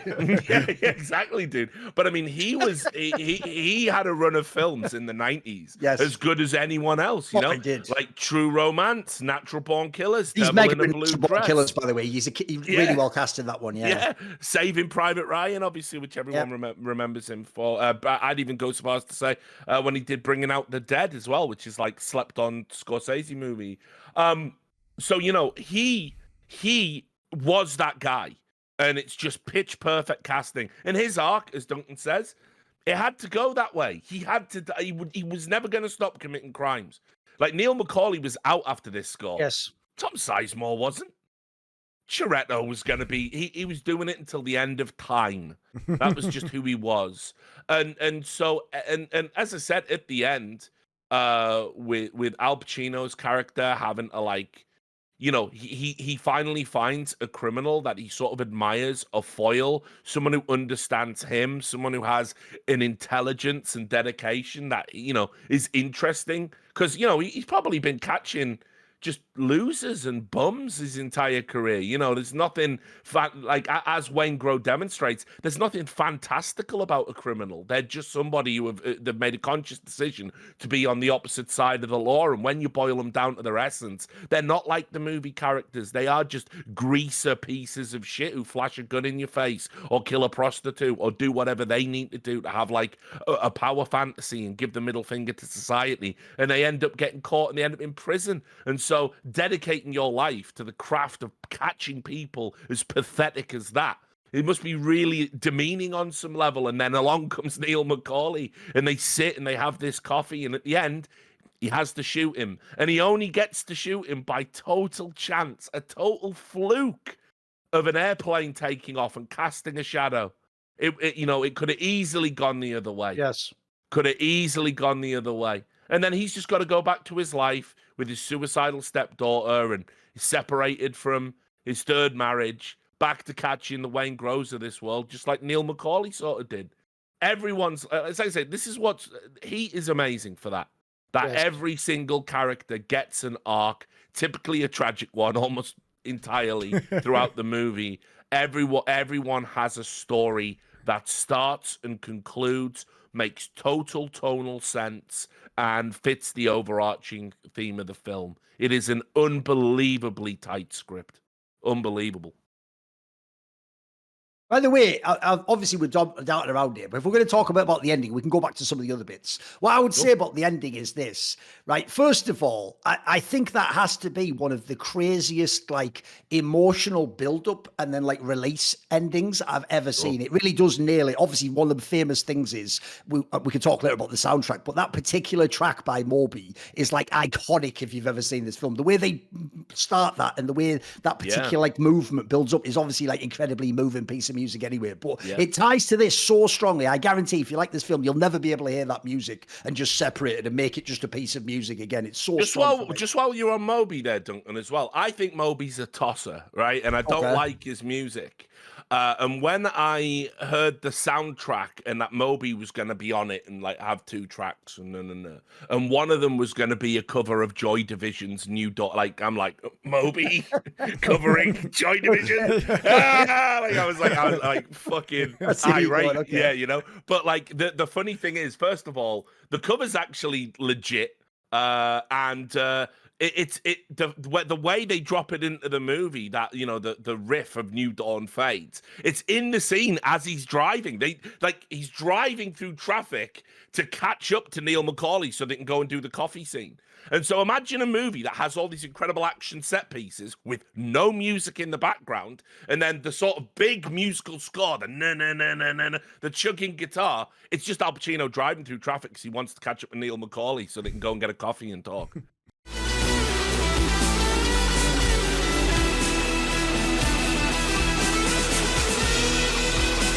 And what it does is it like ramps up how good this scene is going to be. Because I'm telling you, I went to the cinema to see this as a kid. I went to see it with a girl, and she got bored and she walked out. And I did not leave. I did not leave. You're on your own, darling. Go for it. Was at Teesside Park. Duncan knows it. You can go and fucking play in the arcades. I'm going nowhere, baby. And I sat and I watched it. And basically, in this analogy, Richard was Vincent Hanna and she was the divorced wife. Yeah, exactly. You can fuck on my couch, but you're not watching my TV. Exactly. That's where I was at, right? But you do not get to watch my fucking television set. So anyway, because I was so jacked up, you can't even understand. Of course. Like Pacino, De Niro coming together, and for them to put that musical score in there just to ramp it up is again an extra little god tier, just bit of sizzle on the steak. Yes, because what I would say about this ending is this. It's like I say, I mean this emphatically. I actually think this ending has to happen this way. It has to. Because, like, the other thing as well I'll throw in there, Monty, is even the fact that, as you say, the way actually Vincent Hanna catch him at the end isn't some brilliance on his part. It's actually a contrivance of the plot and happenstance. There's also a brilliant message about crime, is that you actually can't plan out all your crime and really be a genius and make it like a Rube Goldberg machine. Something that you cannot predict will happen. And here's the difference. They even say it in this movie. Vincent Hanna can fuck up 50 times and just catch you at the end once. You can't fuck up once because then he catches you. That's also why it's not actually a totally equal dynamic. And why, if you are, by the way, this is why, by the way, Neil McCauley's don't exist. Because you actually have to be more like the Wayne Grotash, Tom Sizemore guy to take these stupid chances over and over again and think you'll never get caught and think you'll get away. You just won't. I mean, the joke like this is, even within the plot of the movie, even if you follow the initial part, well, in the initial part, even their smart idea, if they hadn't have been as good, would have gotten them killed by the white-collar criminal. Like, that's actually the genius of the film. It really does tell you this isn't an idealized life. It's a fantasy, but it can only be a fantasy, and in reality it would be a tragedy. Essentially, people don't know, it's kind of the message of Alan Moore's work, where his point is like fantastical ideas in an imaginary world, in the real world, would just be a tragedy. You'd be a loser, and it'd be actually be quite dark and twisted. And then also, the reason why he has to die in this way is none of the plot aspects work if he gets away. Like, I know every young person is going to stupidly go, but he could have gone away. He could have just retired and chilled on that beach with that woman. How the fuck would this character ever live that life? Like, even with all the transformation you've seen in this film, where he can acknowledge that he needs family, he needs support, even so, just like Vincent Hanna, he can't actually escape that world. In fact, part of him, like he said in the coffee shop, doesn't want to. Look, what they really want is this. They want their cake and to eat it. They want to have this life where they're sort of these hermit hunter characters who are living on some grander mythic scale, but then they also want to be an everyday dad or just a guy with a white. Well, that's not going to work. One of those two. Yep, push is going to come to shove, and you're going to have to pick one. And let's be real. Of course, this is the one you pick. The one that actually defined your life and gave you meaning in your life was the most important thing. So to me, it's like both of these characters. You can even argue, by the way, like you say, Monty, if you look at the outcome for the fucking Vincent Hanna character, maybe he should have died. By the way, these two characters have that vibe of like Viking warriors that need to die in battle to go to Valhalla. They can't die as old men, just, with someone, Granddad, tell me that story again. They can't die like that. They can't be the ones who go like at the end of fucking Godfather, like, just like fall asleep and die. That is for these characters, that is the shittest death. Because I'll also say another factor I think they hint at in this film is the reason why if you live in this world, you can't have an everyday life. I would actually relate it again to my own career. I've always said one of the hardest things about doing this type of a job is if you do a show or an event and you do it late at night, this is what everyone who does content creation or works events and all know this, you can't just come down off that after an hour and go to sleep. It's impossible. You are on this like level of where you're making your mind live in the moment and think things up and say things boldly and react to things there's so much that you're sort of projecting out that when then you have to sort of like settle down and calm down and come back to it's really hard. It's hard to turn that off. And you actually feel like it feels like life isn't fast enough when you take a break or you go in the green room or the event's over and you feel what's going on? There's no action. Like that's why if you just go for a drink in the bar, it feels like it's a bit it's nothing going on. It's an old clubhouse. I can only imagine the fucking stakes if you're doing like enormous crime and you're getting away with it and your plans are working and your chases. I bet that's the most addictive lifestyle possible. Look, I can imagine it consumes your whole life and ruins your personality, but I could imagine it's incredibly addictive and would, by the way, think these guys don't need to ask what their purpose in life is. It's there every day. And by the way, if they fuck up, they're dead, both of them. So I think that's also a key part to me. So I would just say this, right? These guys clearly are actually at their most alive and their most present in these like crazy moments. And so what I would say is, I don't think the death is supposed to be like literal, like this is what would have to happen. It's more, this is almost like the mythic Shakespearean tragedy. It's almost like Joseph Campbell's mythic forms, Monty. That's like massive archetypes colliding. And so of course it had to end up this way. And by the way, it'd be way worse if Vincent Hanna died. It'd be way worse if De Niro's character got away with it. Like, it'd be way worse if Wayne Grow lives. Like, it actually is the only way to resolve this movie is actually how they nailed it. And then the fact that on top of nailing it, they then did like the sex scene with the hand and then the music. Like, it's just absolute pièce de résistance is incredible.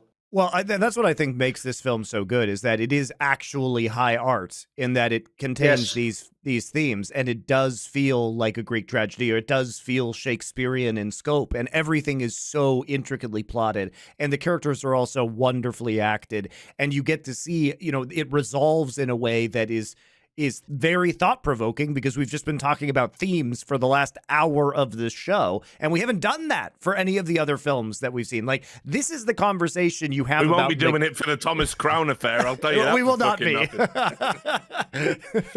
We will not be. But, I mean, this is the conversation that you have about Oedipus Rex or Macbeth, not about I actually turned into Prime De Niro when Monty talks about it, because he talks about it, and I'm like... No, but I mean, look. Since you just mentioned art, there, it would probably be remiss of us if we didn't talk a little bit about direction. Yes, sure. And Michael Mann. And I know we're sort of coming. We're on the downslope of our third episode or whatever. No, we are getting towards the end. But I want to talk about Michael Mann. I think he's fantastic. I think he's a fantastic director and one that I've always felt was like maybe a little bit underrated.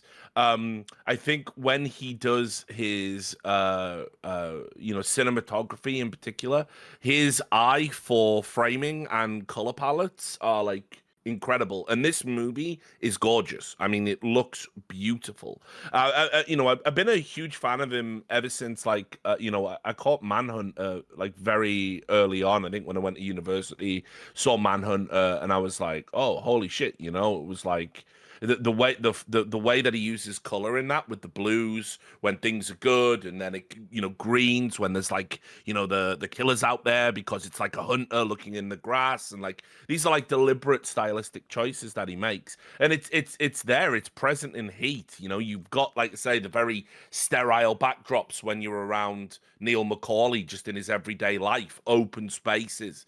Think about the beach and just the rolling endless sea. That endless sea is Neil McCauley's eternity of nothing if he doesn't put things into his life, right? It's like that shot, it says a million words because I know immediately how lonely Neil McCauley is because the shot is big, he is small within it, and there is a rolling ocean outside. I'll do you one better, which is that shot is then contrasted with the shot from Edie's apartment. Because remember, he's living in a house like on Malibu Beach. Edie is living in a house on the Hollywood Hills. And even though Edie says like, oh, my place is kind of a dump, but it has a great view. From Macaulay's apartment, there's a black ocean at night of nothingness that you can get lost in. From Edie's apartment, you see the vast stretch of humanity that is Los Angeles, and you see the entire community. It's everybody, right? And so the contrast with the black ocean and then the entirety of the Los Angeles from above is quite striking, right? And it's at that time where he's feeling connection. It's not only that he's feeling connection to her, it's that finally he's feeling connection to the other people in the city that he's living in, because it has just been him alone previously, right? Yeah, and you know, look, this is one of the things that he's always been really good with, like visual storytelling. I also think just in terms of like directors that are able to give you the feel of a city.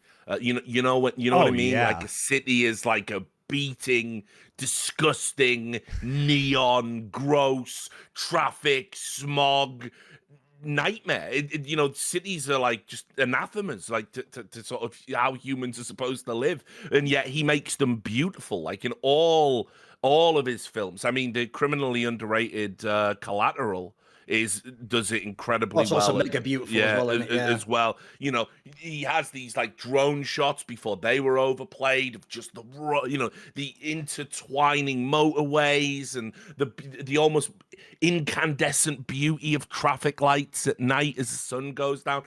Michael, because the original script for this was like a made-for-TV movie called LA Takedown, which he did in the late 80s. And you can see from the title, LA Takedown, you know, he was very much, the city was almost like one of the stars of the show. And I think when they adapted it into a far superior movie in the form of Heat, he still kept that sensibility in there.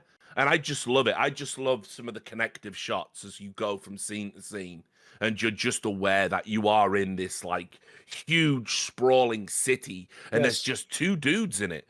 Two dudes in this vastness out there trying to catch each other, trying to bump into each other, trying to, you know, it's great. I mean, Mike, and also, I mean, the other part of being a director, it's not just how your movie looks. I mean, it's coaxing performances out of people. Oh. And when you consider, you know, Tom Sizemore had a reputation. He doesn't say much. He's great in this. He even does some great little acting with his face, like, you know, when that guy's staring at him in the diner and he just leans like that. Yes. And it's super intimidating. That is a perfect scene. That's great. Val Kilmer, who I'm always back and forth on, he's fucking fantastic in this film. Yeah, absolutely kills it. So I love Val Kilmer, but the dichotomy of Val Kilmer is like, I think Val Kilmer's excellent in almost anything that he's in, but for some reason, most of Val Kilmer's movies, he's in some really goofy ass movies a lot of the time where he's like the only good actor, or it's very weird because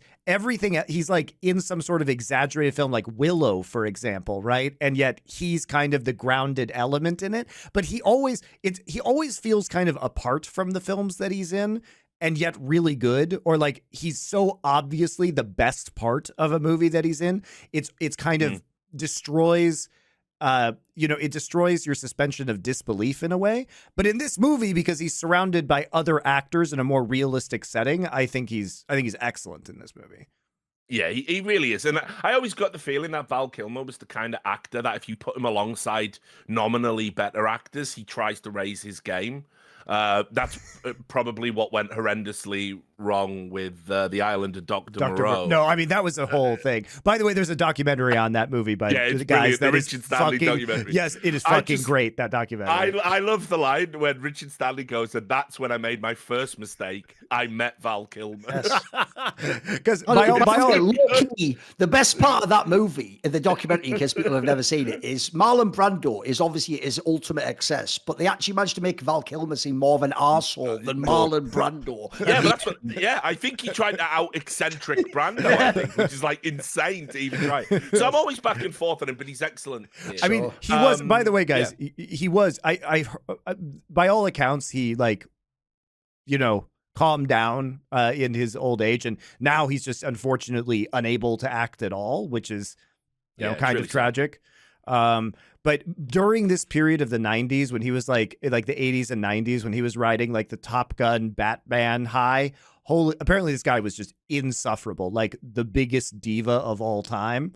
So it did color this. But if you think about all the like a bunch of these movies that he's been in, I mean, Thorin and I joke because like he and I watched Tombstone again recently, and that movie is just not good. It hasn't aged well, but Val Kilmer is legitimately very good in it. But you think about some of these movies he was in that are just like hilariously cheesy, like the Batman films he did, like Batman Forever, just fucking terrible. I mean, he was in some very strange movies like The Ghost and the Darkness, which is like, why was that movie even made? And then Willow, coming in with George Lucas on that one. There were a lot of strange decisions, I think, that Val Kilmer made. And I really kind of wish he had a different career than he did, because I feel like the films often that he was in, he was way too good for, and we didn't get to see enough of him in like very masterful films like Heat, in which he does an excellent job. By the way, I actually have a question for Richard, because I actually wanted to know if this is something you related to, because one thing that also the Vincent Hanna character says to his wife in the movie is that one where, she talks about the whole thing of like, essentially like, why can't you be normal, or why can't you just be at home? And he has that speech he does where he says like, I need my angst, like it keeps me sharp on the edge where I need to be. I want to ask you this, right? Because I actually feel like that is actually a thing that we have in our job, mate, because I always feel like, even though part of me wants to sort of do the Vincent Hanna and say, I'll disconnect from all drama and, leave the industry as it is. Fuck it, I'm just doing my own thing. Like, part of me has just operated like that the whole time. Like, in some ways, I do need to find the antagonist in esports who's the arsehole and the one doing it and the one who's the liar. In some way, like, even though I know that aspect of me is destructive to myself, I want to know what you thought about this. I thought maybe it would be something you'd relate to. It's a good detail, and I hate the fact that on relatively recent press tours, when they were talking about Heat, Al Pacino said, oh, well, I played the character as if he was on cocaine the entire time, which is like Ridley Scott going back and retconning Blade Runner and going, hey, Deckard was a replicant. It's like, no, it's the whole fucking movie if you do that. Yeah. Right, but anyway, like, so I just ignore that. I ignore that. Whatever tools he used to get to the point to do this performance. I agree. I think what he says in that line is there is something kind of profound about it. Yeah, when you're in these like high pressure jobs and you need, as you said, to be on all the time and sharp and ready to go, and it's got to be in your mind. You need the information to hand. You haven't got time to like, oh, 1 second, I'll just get the file and catch up on it. You have to be constantly thinking about it. When he says, I need that angst, like, yeah, it's a common problem in a lot of like any all-consuming career, any career that sort of demands a disproportionate amount of your attention to be the best at it, whether it is indeed, police work, or it could be journalism. I mean, no way trying to self-aggrandize. It's just a notoriously demanding career, or, broadcast work, or being in the military, whatever it is, right? They're the jobs that always put the relationships under strain, because there is a part of you that's like, it's like you have a part of your brain that is never off. It is always thinking about what I do next. How do I go here? What about this? What about that? Could I have done this? Could I have done that? What if I talk to them? And you're just constantly churning. And you can really do like partners a disservice. I think for him to like articulate it and basically, their relationship is such a bust at that point. He could just explicitly say to her face, I'm not unwinding. I need this angst to do my job. And I sort of value the job over us being able to have a good time round a table. Oh yeah, I totally identify with that. I've had conversations. When are you going to quit esports? Like I've had that conversation in 2 serious relationships that didn't work out. Esports was a massive drag factor on relationships. I used to joke. I mean, I used to call 2007, 2008 esports. It was like, the fucking trail of divorces that it left, because, people had invested everything into it, only for that fucking subprime, housing crisis to kick in. And esports was, so that thing you told us that was going to be big when you started in the 90s, here we are nearly 10 years later, and you've got fuck all except credit card debt. Yeah, okay, I want a divorce now, and it happened to a lot of people in esports. And, I can totally identify. It's very hard, especially if they can't understand it. Like his Hannah's wife doesn't get the horrors he's exposed to on a daily basis. Like when he says like, You know, when he starts talking about a baby in a microwave. Yes. You know, and how like some tweaker put a baby in a microwave. That's so horrendous. It's so horrendous, by the way. They actually brought it back for True Detective. I'm sure that was a deliberate reference. Right. It's why that's Woody true. Harrelson quits. Right. It's why Woody Harrelson quits The Force, if you remember, Baby in a Microwave, and he said, "I never want to see anything like that again." I'm sure that's a deliberate nod, Right. in the That's actually script from Nick Pizzolatto. But anyway, the you know, the point is, how do I ever fucking unwind from that? And why would I even want to? Why would I even want to? I want to stop the people doing that. I don't want to unwind. I don't want a good night's rest. I don't want to curl up on a couch and watch some dumb fucking romantic comedy with you and put that away, because I want to get the next cunt that's going to do that. That's what I want to do. And so, yeah, how the fuck can he unwind? Why would you want to just compartmentalize that when it's going to happen again tomorrow and again the day after and the day after and the day after? No. Hold on to that. Hold on to that righteous fury about that stuff and go out and let that fucking fuel you. Now, yeah, it's an all-consuming fuel. You are going to burn out. Absolutely. I'm sure the way Hannah's story ends, I'm sure it's sad. I'm sure wherever it went to, you know, canonically in Michael Mann mind, I'm sure it was pathetic and sad. I'm sure he was a shell of himself. But did he take down dangerous people? Yeah. Was he a net good for society? Yeah. Did he sell out his code? No. And so, yeah, fuck it.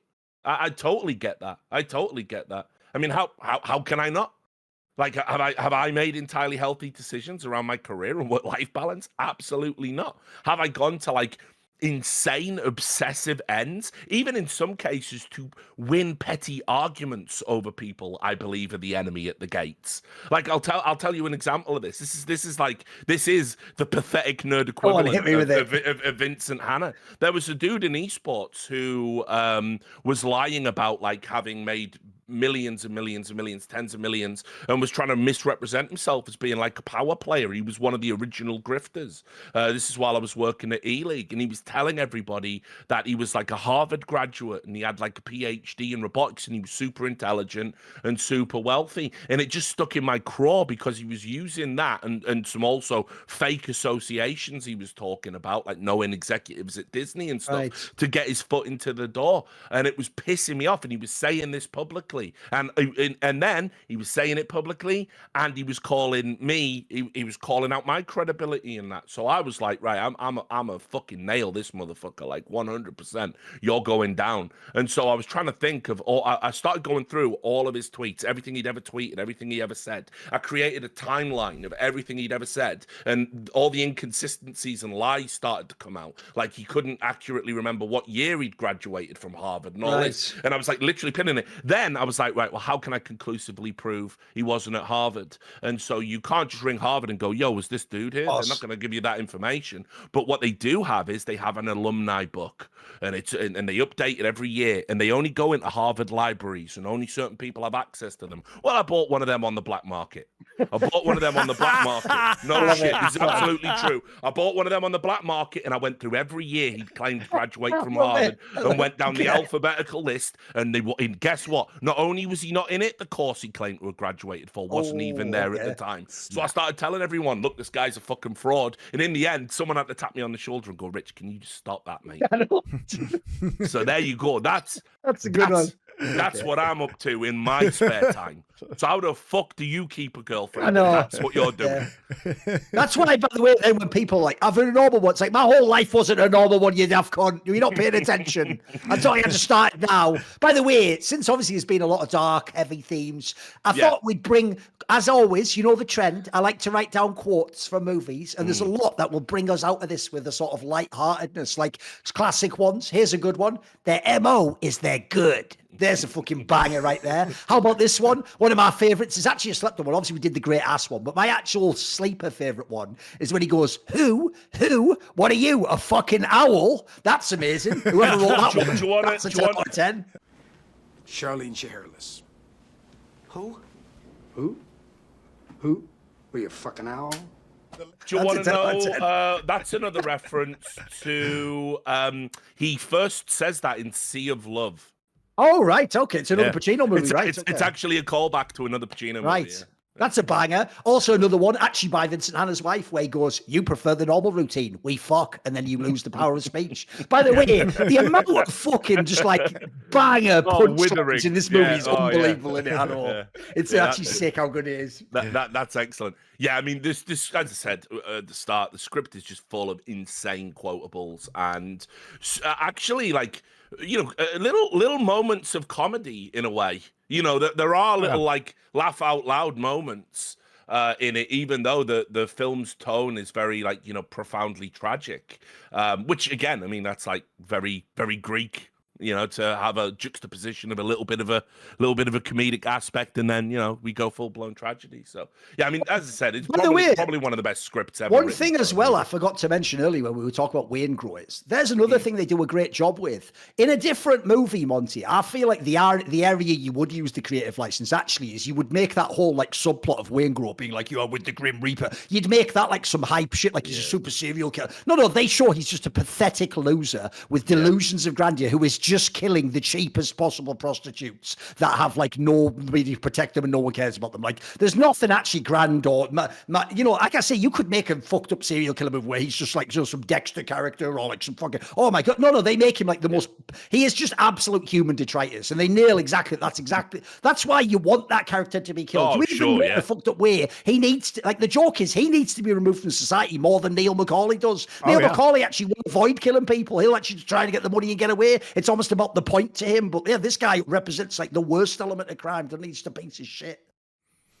Because when he's trying to make that sound cool, like you don't know it, you're just with the like, you fucking loser. And the thing about Waingro too is that he doesn't even get the infamy that some serial killers get, because he just gets randomly killed by McCauley, and so nobody even knows who he is at the end, right? Like, he never gets to have the serial killer lore about him, as it were. Oh, by the way, I'll just to put a stamp on it, because obviously people will have heard the reference 1 million times of like, I always make time for Waingro. We always said that on By the Numbers. Yeah. Understand, we are admitting the fucked up parts of our personalities. We understand you're supposed to just go away and have an awesome time and use Illy with Eddie, but the problem is, Eddie, I'm trying to just take care of Wayne Grow right now. Just give me 10 minutes, okay? That's the problem. The problem is, I understand that moth to a flame aspect. I can't avoid it, is my problem. So that's why we say, not in a good way. I'm not bragging about the fact that I always make time for Wayne Grow. In some ways, it's one of my worst qualities, but it's also a brilliant quality if you're fucking Wayne Grow, isn't it?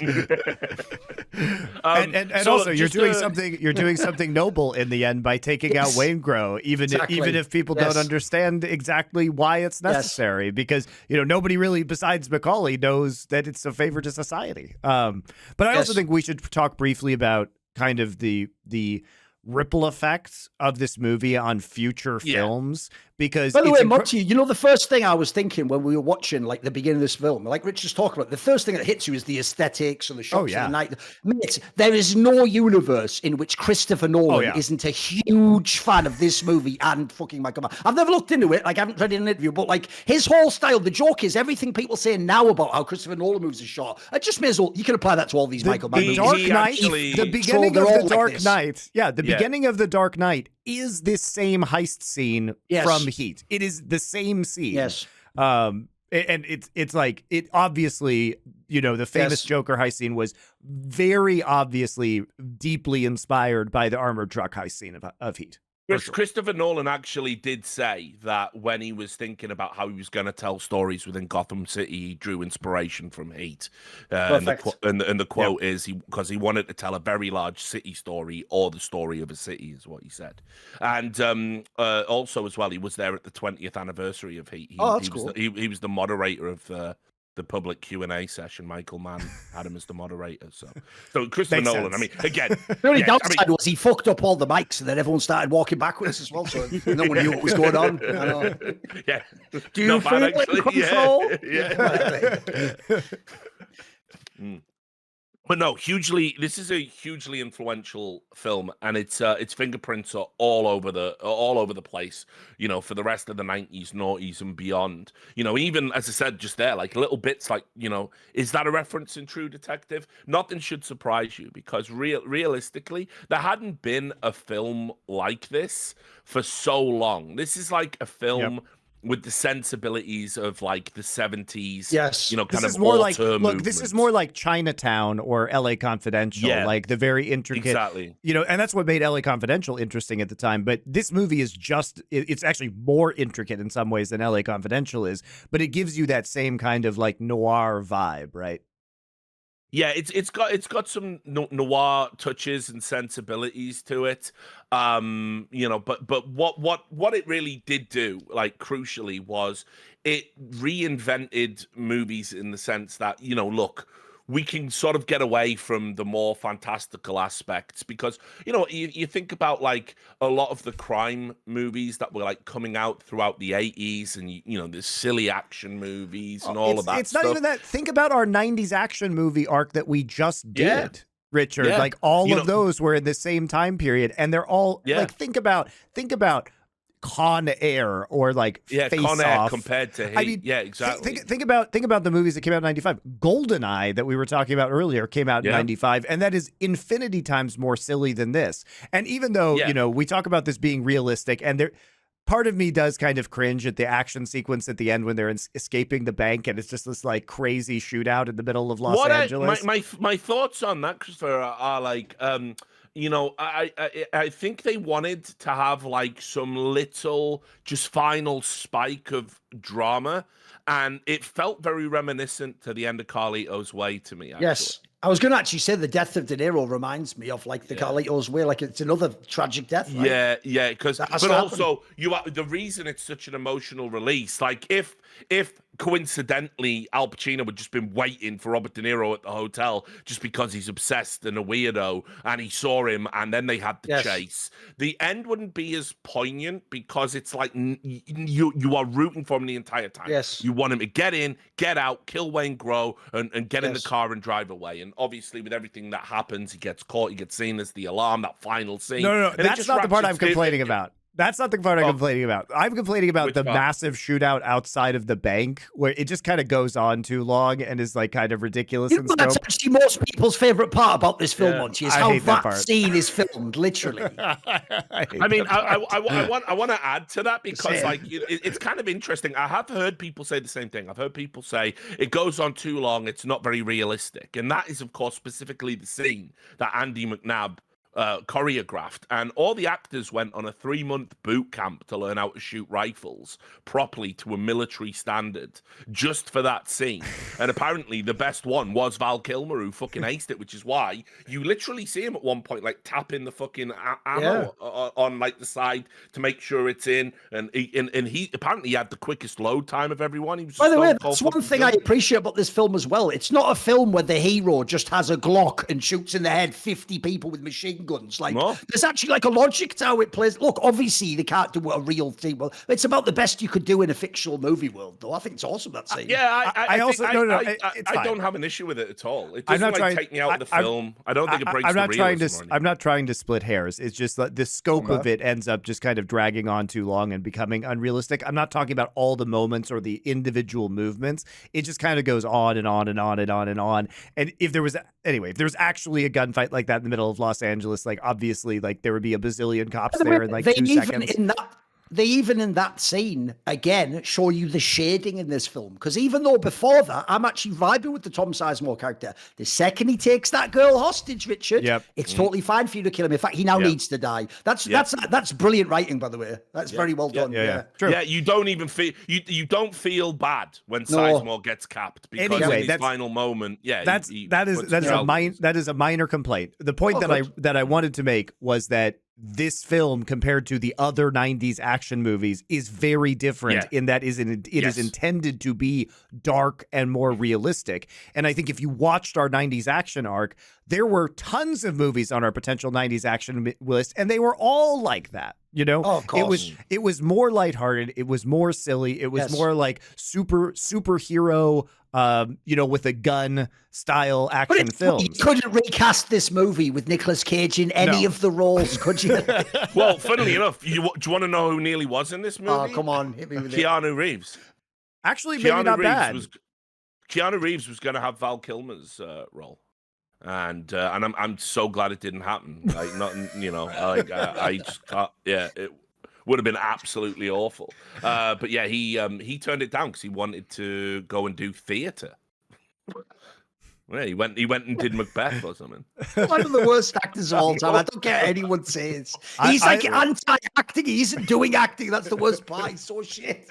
But look. So to talk about like later influences, obviously Christopher Nolan, huge fan. I don't think you have any of the Dark Knight trilogy without Heat. I think there's been some really good heist movies that have moved themselves more towards that gritty realism.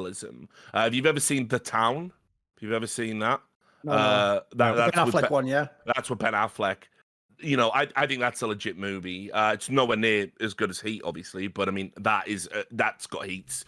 Maybe we'll put that on a future. Yeah, category. all over it. I mean, watch. like Edgar Wright when he did Baby Driver. I don't like Baby Driver. I think it's an overrated film, but you can see Heat's influences there. There was another one. There was like a Chris Pine one in 2016 called Hell or High Water. Jeff Bridges plays an old sheriff. It's like it's kind of like a mix. It's sort of like a Texan Heat. Okay. With a little bit of No Country for Old Men, but again, nowhere near as good as any of them. But still, like it Place Beyond the Pines with Ryan Gosling. They're doing heists. He's a motorbike stunt driver dude. There's loads of movies that have subsequently come that were very Heat related. I'm trying to think. Maybe Out of Sight as well. Have you seen that? The Soderbergh movie with George Clooney.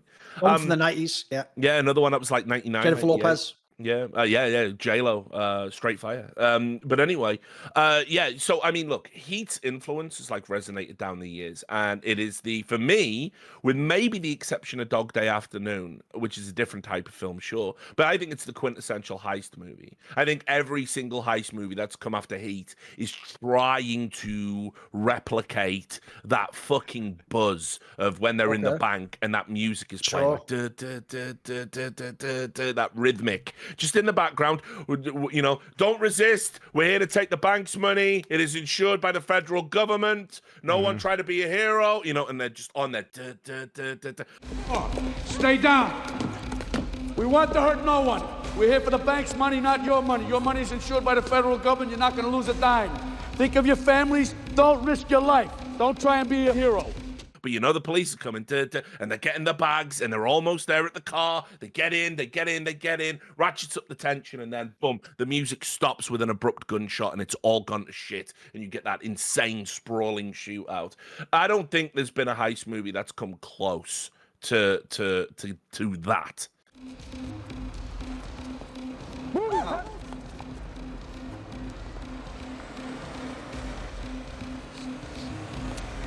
Get down.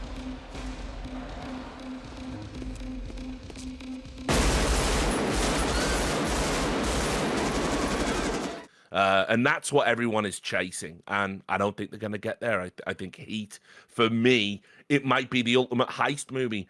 Yes. It makes me sad to see how underrated and slept on this film is. Yes. Because when you look at the ratings on like IMDb and Rotten Tomatoes, this is not like 100% movie like it should be. This has 7.8 on IMDb. Are you serious? A crime. Yeah, that is a fucking crime. Roger Ebert gave it 3.5 stars. Our fucking fourth member, Roger Ebert, didn't even give it his max rating. So all of that's bullshit. This is one of the best movies of the 90s, one of the best crime movies ever made, easily top 10. And there's just no reason not to watch it. The 3 hours will fly by. You will be entranced by amazing performances, incredible set pieces, small little vignettes like Dennis Haysbert's character, and Natalie Portman's character, just sprinkled into this lavish, sprawling story of the underworld of LA. It's genius. I'll just say as a final note, I've obviously started the episode by saying this was my favourite film or top 2 film of all time for me. I'll even just leave this as an emphatic point. If you know the career of the actor I'm about to talk about, I think this is also the best performance Robert De Niro ever made in a movie, which, like I say, I know Zoomers might have seen in the last 20 years of his output, which was fairly shit. But if you know what this guy did from the 70s to the 90s, he is like he's got some of the best movies of all time. So the fact that this is, for me, the quintessential De Niro performance is also just, that should alone should hype you if you've never seen this film. It's really fucking insanely good. Agreed. Wonderful film. Definitely worth a watch. If you made it this far and haven't seen it yet, please turn us off and go watch that right now. And we will see you for the next episode here on Foreplay. And it'll be coming up, should be next week, hopefully. And we'll be looking at the Thomas Crown Affair, and you can hear Richard and Thorin chuckle at me and roast me. Very different. I'm not claiming that this is as good as Heat, by the way. I really think if I rewatch it, it's actually straight fire, Richard, and like I have to fucking just give it up. But I'm hoping it's not. It's that bit where Pierce Brosnan goes, when you feel the heat coming around the corner, you must get away with the time. It is a great, lighthearted, and very fun heist movie. So very different tone. Certainly not, I would say, the high level of high art, but very entertaining. So we will see you then.